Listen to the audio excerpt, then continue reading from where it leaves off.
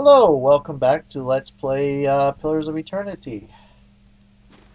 Um, where we gotten the permission to go talk to the people in the North Ward. Before we do that, however, I am going to peek over here, see what's on this side. If there is anything. These are cells.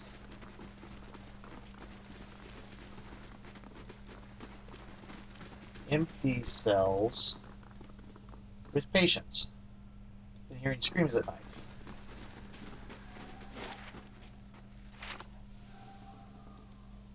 I have fear about those whites that are here.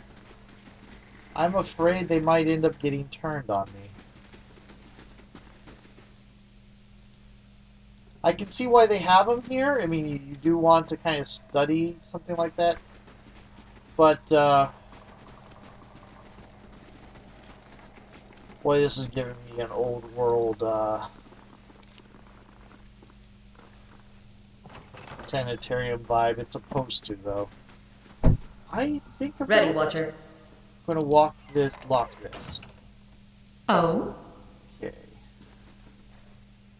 Is this my face? Tell me! Who are you? This is not my face. Whose face? I don't look like this. Whose face is this? Certainly.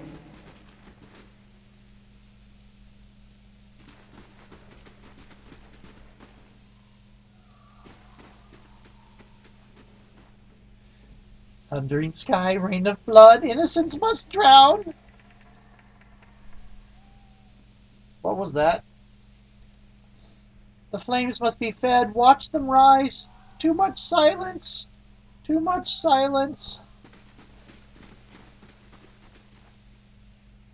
Oh, I have to go through again.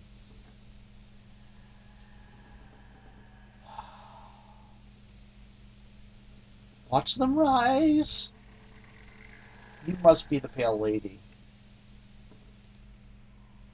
Too much silence? Too much? Okay, all that it turned out just be what I had guessed at it being. Okay. Looking for Graham. This man has the look in his eyes of a hunted animal, and at your approach he staggers backward to a far corner of his cell, halfway appearing as though he would climb the walls if it would get him further away from you. He cries out a bizarre, primal utterance like nothing you've heard. I need to ask you some questions. Graham looks at you blankly. It is unclear whether he understands you or not, but his panic has momentarily subsided. He opens his mouth to speak, but the words that come out are half-formed as though his tongue were cut out. They are impossible for you to discern, if they indeed are words at all. The mutilations of animancy, crueler than any torture to disfigure the soul. Let us return the favor to the animancers of the shit heap. Azuren experiments on you against your will, didn't he? He looks at you with uncertainty. Slowly, tentatively, he steps closer to the front of his cell. As he does so, for the first time, you perceive that his soul within your kin is misshapen, as though maimed by some jagged instrument. A large expanse of it have been gouged out entirely. You feel no barriers of resistance. If you wanted to, you could look further into Graham's soul. This could be bad. You project out toward the maimed soul in front of you, merging with it, its confusion and fear becoming yours as it whisks you into its depths. You are in your cell. A key turns. A door creaks open on the neglected hinges. Thoughts come to you in waves, incomplete, broken, fearful. Staring at the door is a rotund, balding man. His upper teeth and pointy nose remind you of a rat. He beckons, apologetic. You don't want to go. Anything else. In your mind is a single word, and that word is no, but it dissolves before it reaches your lips. You press against the wall, cornered. You cry out. In darkness, you fight against unseen restraints. You cannot move your arms or legs. The man walks into the room carrying a lit candle, its meager flame casting long shadows across books and machinery. Straps bind your arms and legs. Cold metal circumscribes the crown of your head and breadth of your chest. The man is sorry. He is in need of raw materials. They dismantled his work and he needs another source. He needs to show them he was right. He thanks you. Then he turns a knob and you feel yourself begin to crack from within. And you can feel pieces of yourself torn away, like having your insides chewed by a horde of rats, and you are screaming a scream you can barely hear. Another night, heavy footsteps outside your door, coming for you. You look through your slit in your door. The flesh giant, the artificial being just outside, but facing left, facing the end of the hall. That boy there. The boy looks with interest at the giant, then collapses to the floor like a shed snakeskin. The giant convulses for a moment, then rights itself, turns away, and leaves. Graham looks at you, still wild-eyed, but somehow more present. He nods at you, then walks back to the end of the cell. Oh, bloody. Did a boy send... Or was it even a boy? Was it a white? Did he send his soul into a... Willowy adolescent boy stands in the center of his cell, gawkish and stoop-shouldered. He stares straight ahead. The occasional blink, his only movement, and it is unclear whether he registers your presence at all behind his glassy, dull-like eyes. You're projecting your soul into these... Oh my goodness. In this state, the barriers between your soul and his are thin and porous, easily bypassed if you should wish it. You close your eyes and edge forward toward the boy's soul, and as you near, a sudden malaise comes over you. You are cold and warm all at once, sweating and shivering and straining for breath as you did on the caravan journey. The soul you approach is the wrong one. A parasitic plant that strangles its host. It is predatory, pitiless, and you have crossed paths with it before. Too late does it occur to you to retract, and already you feel yourself plunging into some interminable abyss of thought and memory. You are standing in a cell now, the same cell in the sanitarium. The halls are moonlit and empty. The far end of the door opens, revealing a flesh golem in a silhouette beneath the stone archway. It makes its usual rounds. Same stops every time, the misbegotten child of despondent creators. When the construct is close, you coil yourself up and spring forward, passing out of the boy's body as though it were a membrane. You can sense his body behind you collapsing to the floor, a puppet whose strings are cut. You are rushing toward the golem now, bodiless as a gust of wind. Quickly you think to yourself, quickly, and you feel the strength hemorrhaging from your soul as you dart towards the makeshift abomination. You pass into the golem's shell and overtake the soul implanted within it, encircling it, suppressing it. Contained in this new vessel, you are strong again. You step heavy-footed down corridors unheeded by other constructs and scrutinized only by the wary, untrustworthy eyes of the mad, coming at last to an office piled with books and scribbled papers and the perverse implements of animancy. You set your oversized hands upon a large machine, a nest of globes and tubes and coils in the center of the room, and go to work, bending wires and unsettling alignments. Your surroundings are pulled past you, or perhaps you are pulled past them, and they dissolve into a blur. When they settle into place again, you are outside on a clear day, standing in front of a crowd stacked high above you on the tiered seats of an amphitheater. You are acting for the crowd, standing deliberately still, but this is no play. Balding man with rodent-like features is strapping you to a machine, the one you had tampered with. You see your arms for the first time, short and fleshy, unmistakably those of a little girl, but this body is not truly yours. Your mind still holds the same determination, the same hard-heartedness as before. The body itself is cold and vacuous, unlike the others. This one has no soul of its own. The man speaks and the crowd applauds with an enthusiasm worthy of a hero's entrance. Bear witness, he says, and he pulls a lever. The machine shivers and sparks, and a bead of sweat rolls down the side of the man's brow, but the crowd's apprehension quickly gives way to awe as the crystal globe fills with a radiant mist that casts the entire theater aglow. He opens a valve, and the glow crawls through a tube along a length of copper wiring that runs to a set of electrodes beneath your armpits. You feel nothing when it reaches you, as it should be, for you have been leading his work astray periodically for some time, altering notes and settings and playing puppeteer for Hollowborn. But you make it look how people would expect it to look when a body is infused with the soul. In a moment the machine goes dark, and the man unstraps you, eyeing you with a scientist's concern. He looks back at the crowd. Behold, he says, but there is obvious hesitation in his voice.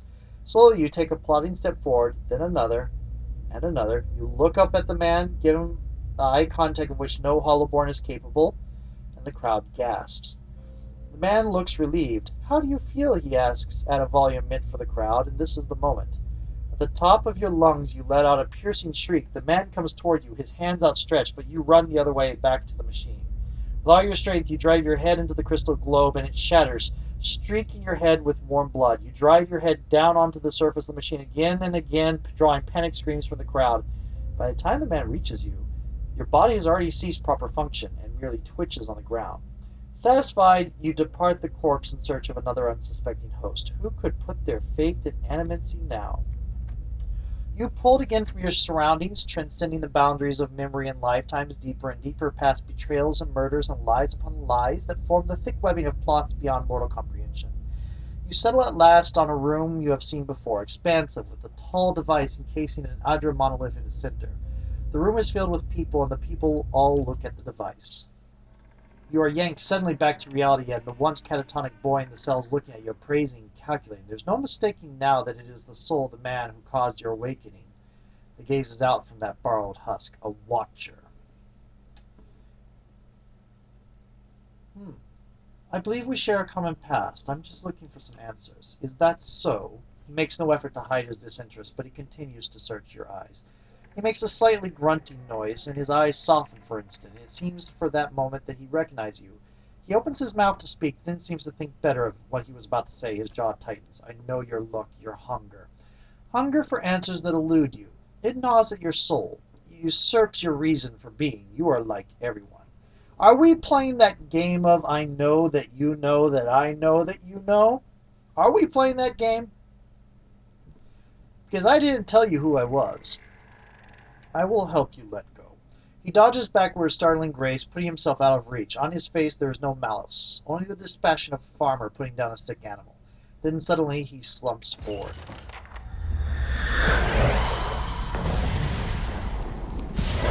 Oh my goodness.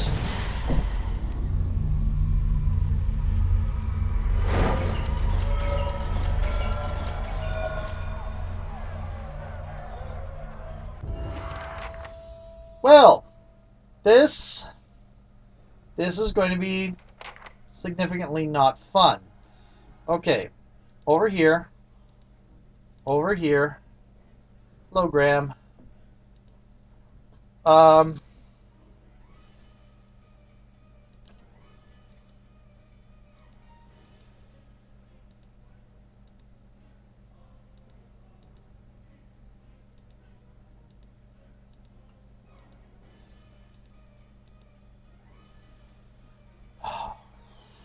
Ready, Warrior.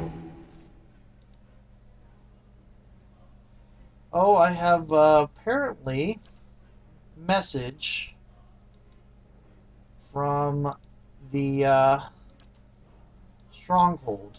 I'll have to check that in a moment.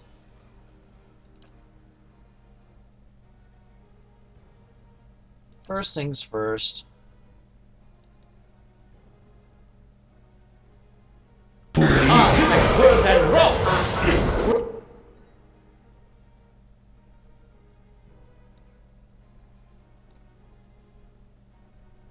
Okay.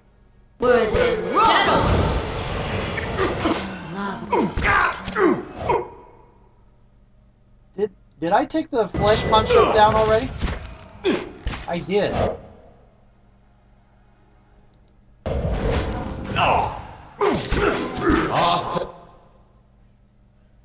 Okay.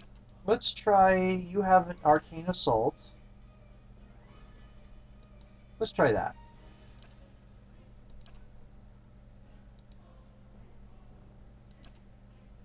Are you down? There we go. Idleman. Let's speak to the restless.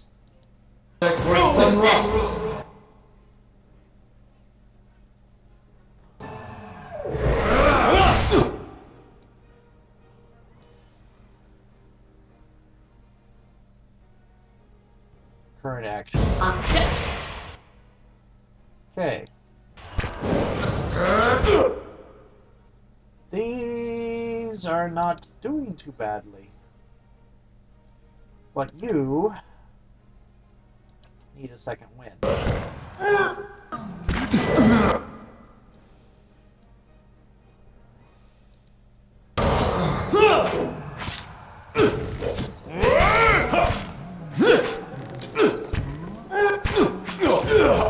Oh, wow, that guy exploded. Okay, why don't you give yourself a little bit of a consecrated ground? Sure. Spot on.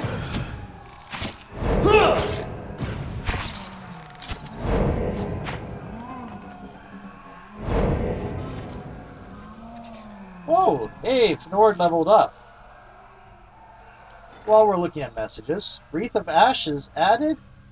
The quest expires in 1 day.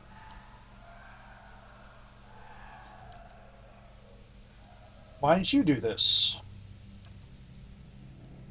Kana is assigned. There we go.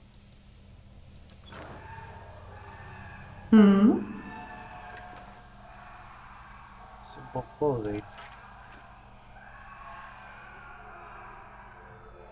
Certainly. Let's see what was in here. The chain groans with added weight. Crescent bite marks hit the edges of the cot. Bucket reeks of offal. Moonstone.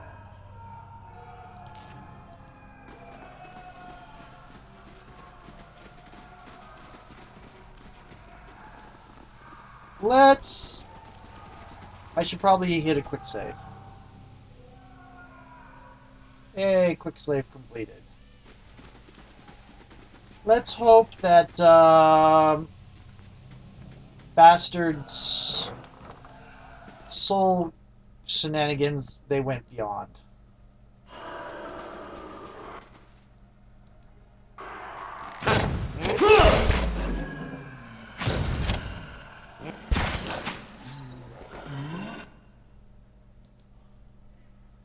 Okay.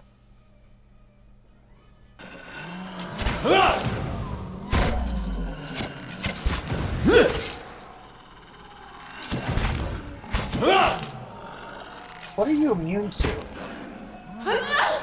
You should have run. Let's level up Nord.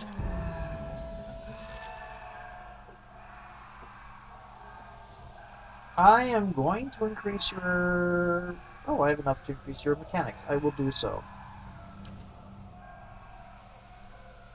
Class unlocks.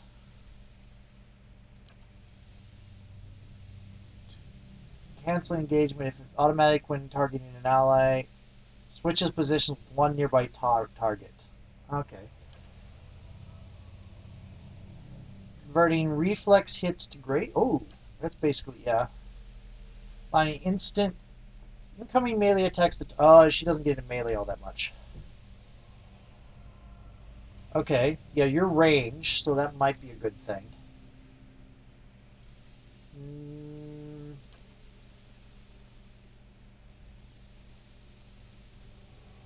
Huh.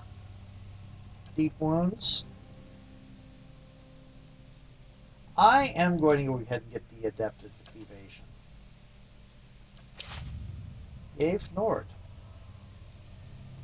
It amazes me I've gone this entire time and I've not yet got an actual rogue, found an actual rogue in the game. Then I haven't found a, there was the example rogue you start with, but I haven't found an example, oh look, whites! That's it!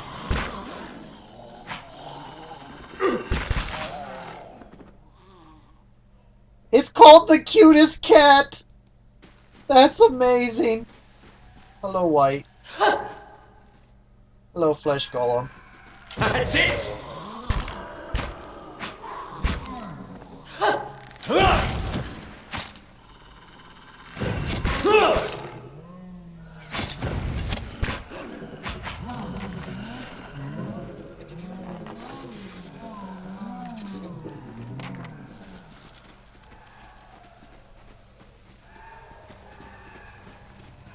I hope Fail didn't die. What were they doing keeping all this stuff? Scroll of Insect Swarm? What were they doing keeping that in there?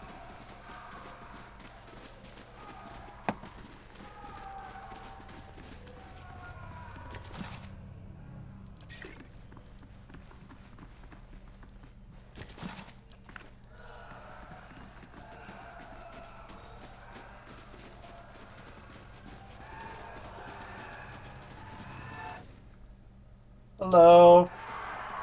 You should have... You're killing everybody, aren't you?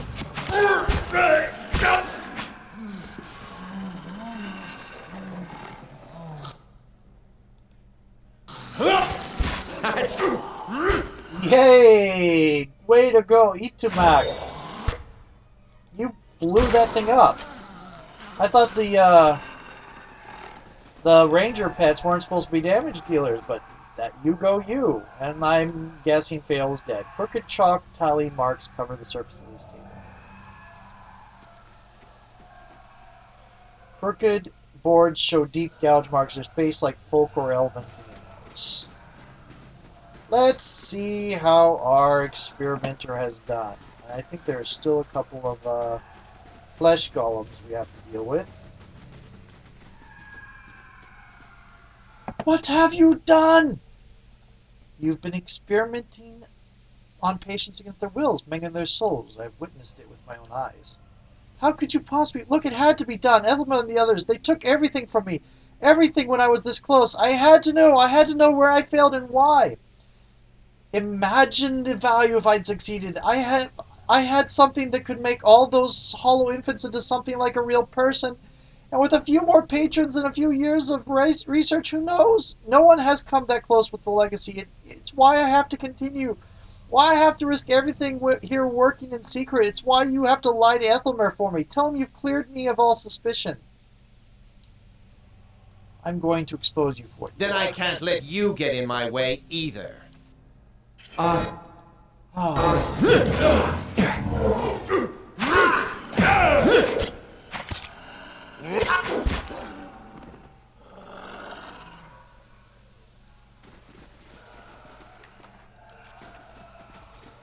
Hey, look, his magical effect was lingering in the air. I think we still have a few more flesh golems to clear out.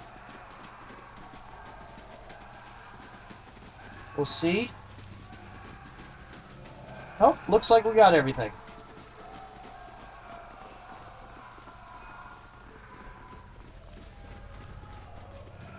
You could have explained to him that he was being toyed with by an ancient soul that possesses people.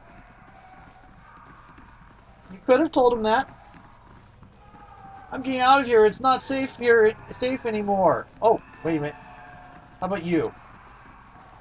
Are you good? Belisage? It will be good to return Ravua. I trust Fintre Alaf and his companion are well. Okay. I think I'm going to go upstairs to talk to the statue. Ripley, are you in here? I think you were the one that ran away. Either that or you're dead. I really hope you're not dead. The head warden must be told what's going on down here. Like the fact that you're keeping a wife in a locked chest. Not that I know that, because I haven't... I went and reloaded, but still. Heavier armor grants more protection, but extends recovery for its wearers. You don't think you could give me something a little bit longer to read? I mean, you have really long load times a lot of the time. I'm actually surprised in these last 2 videos I didn't have to leave the sanitarium at all. Very nice and clean up here.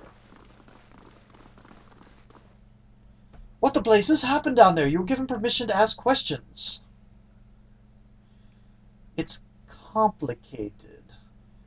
It's complicated. A patient of yours was working for the Leaden Key, only without knowing it. You finish your explanation, Ethelmer breaks his silence. I have read accounts of people in history who could do what you describe. The accounts are few and brief and never reliable. Some go as far to suggest that they are all the same person.